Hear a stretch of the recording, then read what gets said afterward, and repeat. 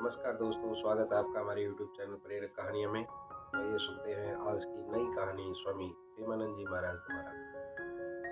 इस कहानी में प्रेमानंद जी ने ये बताया है कि कर्मों का फल हमें जरूर भोगना पड़ता है।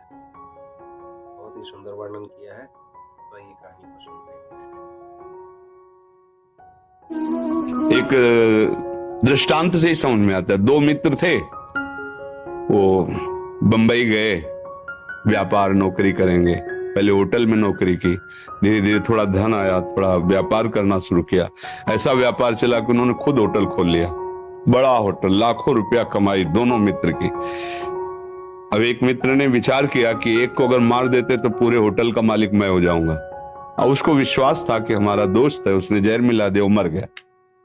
कुछ दिन बाद वो अपने घर आया तो गांव वाले ने पूछा, तो बोले हमारे साथ थोड़ी कर रहे थे, हमारे साथ चले थे पर वो अलग चले गए थे, हमें पता नहीं वो कहां चले गए, कैसे रहे।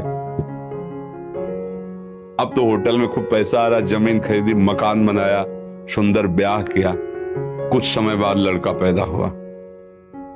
उसको अब इतना ऐश्वर्य, खूब पढ़ाना लिखाना, अमेरिका भेजा पढ़ाने के लिए। अब वहां बीमारी शुरू उसको हुई। अब यहां से पैसा शुरू, अमेरिका जाना।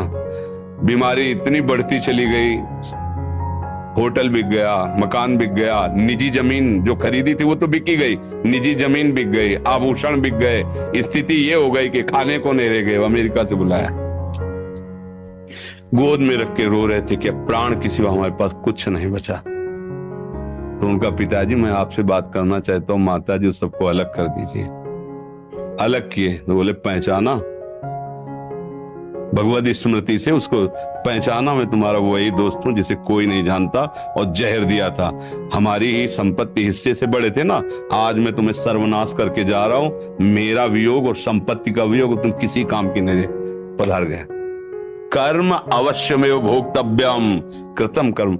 अभी हम आप तिलक लगाए बैठे हैं, लेकिन कल हमने जो किया है, जो फसल बोई है, वो तो काटना पड़ेगा ना। तो हमें धैर्यपूर्वक रहना चाहिए। उस जीव का इतने ही समय तक और ऐसी ही गति होनी थी, और मुझे उसे दुख भोगना था। वो राधा राधा राधा, आगे बढ़ो, ये भगवत मार्ग है, आगे बढ़ो, उसकी चिंता मत करो। जितने समय, ये सरकारी खेल है, जिस ऑफिस में, जिस बंगला में, जिस गाड़ी में जितने मिनट के लिए आदेश है, उसके बाद तुम उसका, तुम्हारी वो गाड़ी नहीं, तुम्हारा बंगला नहीं। जैसे सरकारी आदमी को ले दिया जाता, ये बंगला, ये गाड़ी व्यवस्था, सरकारी आदमी है, तो चाहे जितना आप उसकी बड़ाई करो कि वाह साहब आपका बंगला तो बहुत जोर कर, बंगला जोर कर रही है, किसी भी समय हमें फोन आ सकता है कि इस समय तुम्हारा ट्रांसफर वहां कर दिया गया है। हमारा बंगला, गाड़ी, बस ये जो गाड़ी मिली है ना, ये जो बंगला मिला है ना, ये सरकारी बंगला है। काम करो और इसके बाद इससे निकलना ही पड़ेगा। जिस समय फोन आएगा ना, भागना ही पड़ेगा। ढेर मिट्टी का हर आदमी है, बाद मरने के होता यही है। या सलीमों में तुरकत दबेगी या चिताओं में जलना पड़ेगा। जिंदगी एक किराए का घर है, एक न एक दिन बदलना पड़ेगा। इसी को केवल सुधारना है कि अब हमारा आखिरी जन्म हो। इस दुख में, इस प्रपंच में, नाटक से मैं ऊब गया हूं। अब मैं नहीं इसमें जन्मना चाहता, ऐसी जगह जाना चाहता हूं जहां दुख ना हो, भगवान की नित्य धाम में, भगवान की दिव्य लीला में सम्मिलित हूं। ये ऐसे ही है, बहुत बहुत कड़वा संसार है, जिसे प्राणों से भी तुम प्यार करोगे वही तुम्हारे प्राण हर लेगा। समय आने पर बूढ़े माता पिता को थप्पड़ों से मारते हुए हमने देखा है।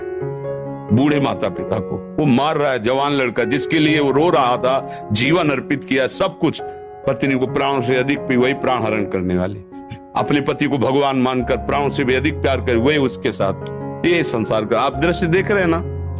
फिर चुपचाप अपने मार्ग में चलो, राधा राधा राधा। यहाँ कोई किसी का नहीं है। जो हम चिल्लाते हैं वो इसलिए नहीं चिल्लाते कि हम बाबा जी हमारा कोई नहीं, इसलिए नहीं। सत्य विषय को समझोगे तो धैर्यपूर्वक सह लोगे, नहीं तो फिर ये नाम दुखालयम अशाश्वतम, दुख है, इसमें दुख ही दुख है, कहीं भी सुख नहीं है।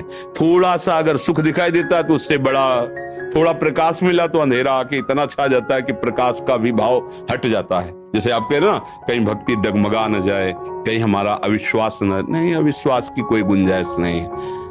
कसाई वाड़े में भले सानी चारा घास खवाया जा रहा है, वो उसके पुष्ट होने के लिए नहीं, समय आएगा गड़ासा चलेगा। ये काल का कसाईवाड़ा है, संपूर्ण मृत्यु लोक। कोई भी इस गड़ासे से बचेगा नहीं। निमित्त कुछ भी बने, बोले दिल फेल हो गया, एक्सीडेंट हो गया, अरे जरा सा बुखार आया, वो ये कुछ भी बने निमित्त, ये उसके गड़ासे हैं। वो काल मृत्यु का निश्चित, सब सब चराचर जगत सब मरेगा। फिर काय को चिंता कर रहे हो? मरना एक बार है ही है। जिसका जो समय, कोई गर्भ में चला जाता है, कोई गर्भ के बाहर, कोई बाल्यावस्था में, कोई जवान अवस्था में, कोई वृद्धावस्था में, जाना तो है ही। क्या करके जा रहे हो, बस ये बात खास है। तो हमने ये कहानी सुनी स्वामी प्रेमानंद जी महाराज द्वारा। बहुत ही सुंदर वर्णन किया है उन्होंने। कहानी के माध्यम से उन्होंने बताया कि हम जो भी अच्छा बुरा करते हैं वो हमें भोगना जरूर पड़ता है। कहानी दो मित्रों की सुनाई कि किस तरह से बिजनेस में फायदा उठाने के लिए एक मित्र ने दूसरे का मर्डर कर दिया और फिर उसकी सारी की सारी प्रॉपर्टी हड़प ली।